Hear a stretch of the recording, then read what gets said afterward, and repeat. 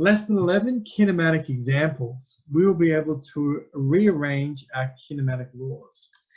The kinematic laws, if you don't remember from last lesson and what we just talked about in that worked example, are these laws here. We said that by using our laws of acceleration equals a change in velocity over time, and by sort of manipulating them, you can essentially get these 5 laws out of the equation. These 5 laws are really good because each of these laws is missing one of the letters. The first one is missing S, X. The second one is missing A. The third one is missing V. The fourth one is missing U. The last one is missing T. And so therefore you can use any of these. The first example that we did, what we ended up doing is we just ended up straight up using a V equals U plus AT. It was kind of pretty easy to do because it asked for, no, how far will it go? We used this one, I think, X equals UT plus half AT squared, and we substituted in. The second one is going to involve something a bit different. It's going to involve some rearranging. If you remember, I said there was a 5-step process. So this one's going to involve rearranging. What I'm going to get you guys to do is, could I get you guys to copy this down? And then I'm going to do this on the piece of paper next to my desk. Good news, guys. This school is now open for VCE students. When I say open, I don't mean that school is starting again. I just mean that if students, VCE students can go in and collect their books and stuff like that, so they can do remote learning. You guys will be allowed to go in very soon if you want to go in and collect your books and stuff. But that'll probably be next week. So just pay attention to the compass. Let's jump into this. I'm going to write down a question. You guys have got a little bit of time to jot down this question here. A motorbike was moving at 22 meters per second. It stopped suddenly and took 18 years to stop. How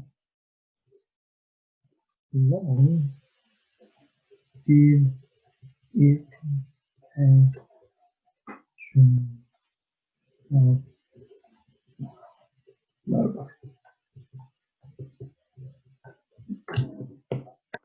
All right, let's share this. Let's get this done.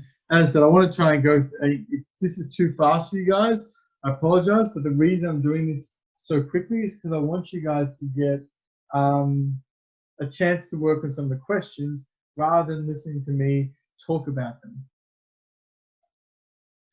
Okay. So a motorbike has mass of is moving at 22 meters per second when it was stopped suddenly and took 18 meters to stop. How long did it take to stop the motorbike? Okay, first things first. Can someone, let me pop up the chat. Can someone give me something important that is in this question? When you read it in your own words or whatever, if you guys can read my own bad, terrible handwriting, what is something important that we're going to need to solve this problem?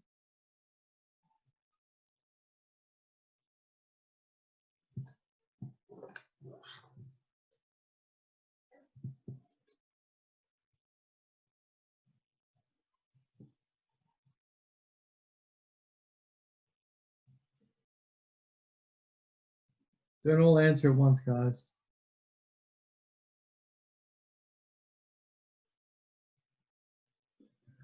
Acceleration. Where is the acceleration, Ewan?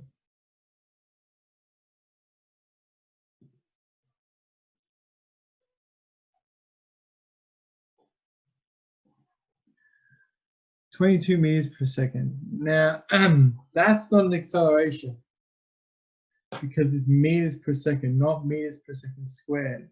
So what is this if it's not an acceleration?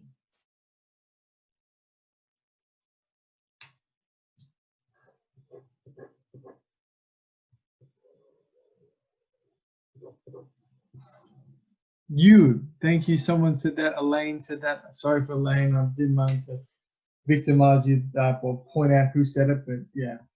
U equals 22. We're going to say it's going to be positive because we're going to say, hey, it's moving forward. So that'll do. Like, you know, we'll say positive. Is there another one there? Is there another sort of idea here that we can like extract now? Oh, wait, thank you, everyone, for giving me that. That was useful. Is there something else now?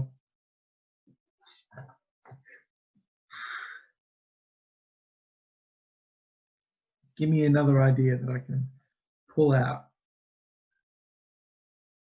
X is 18. Two people said that. Elena Lua, 18 meters to stop. That's going to be X. So there we go. Cool. I'm going to do that. I shouldn't have used green, but it's all right, whatever.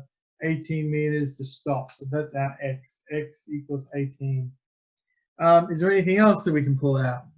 What else can we figure out from this text? What's another idea? V is 0. Someone said that. That was from, yeah. Elaine said V equals 0, and V is 0. We can tell V is 0 because it stopped suddenly. It comes to a stop.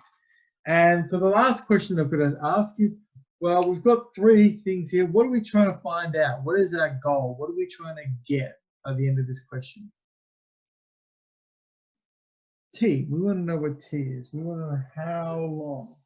So what is T?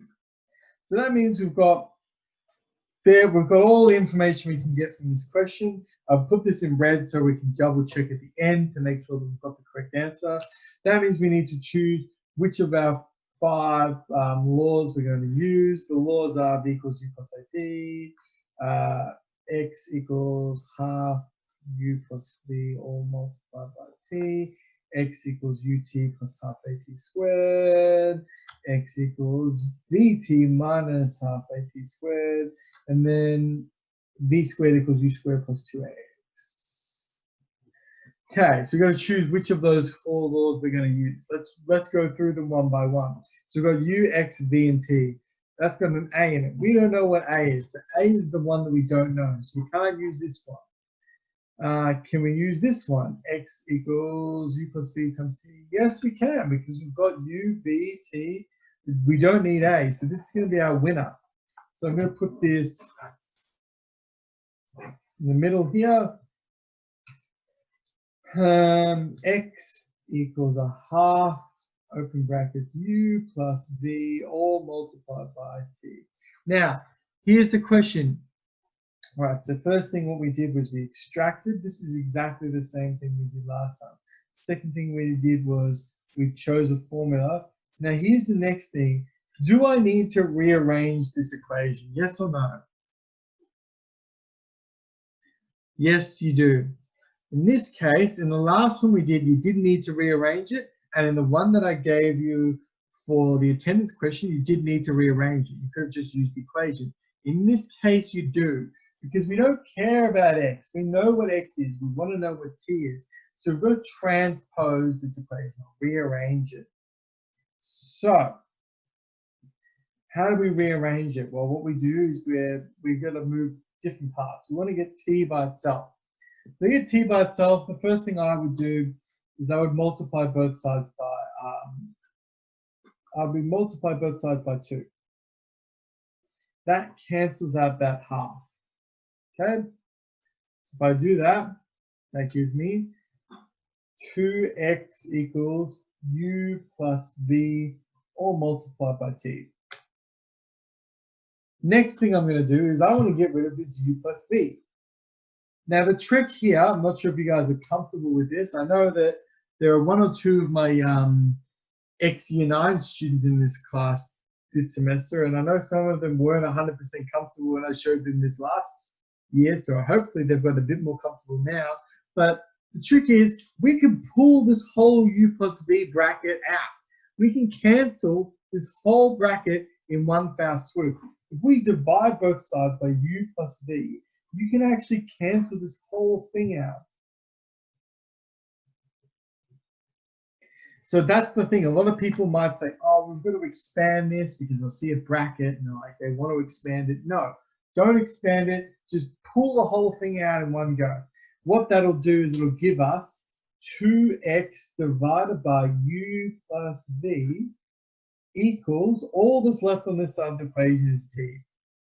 Now we have it in a way where we've got t by itself, which is perfect. Is exactly what we want. So now we get to our fourth step. Our fourth step here is to substitute. Now you can actually swap these around. If you want to substitute before you rearrange, that's okay. Sometimes it's easier to substitute after. It's usually easier to substitute afterwards, because if you end up with annoying numbers like 22.776 and stuff like that, it's going to get really annoying, get lost. So what we're going to have here is we substituted in, x was 18, so 2 times 18 over, u is, where is u? U is 22 plus 0 equals t. T equals, I'm going to do all of this at once, because believe it or not, I can do that with my calculator. I'm going to go, open brackets, 2 times 18, close brackets, divided by, open brackets, 22 plus 0, close brackets. 1.64, yeah, we'll go with 1.64, 1.64 seconds.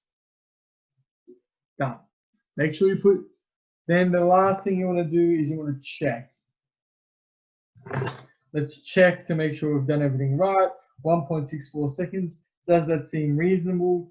Yeah, it probably wouldn't take very long to get to 22 to stop, especially if you're slamming on the brakes and it takes 18 meters per second. Those values seem not insane. Then you want to check, did I add units? Yes, I did. Did I need to put a direction? Time isn't a vector. Don't need a direction. Perfect. So that is how you do that type of question.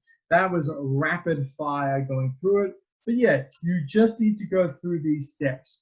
When we do question 3 next Tuesday, we're going to be doing question 3. We're going to go through these same steps.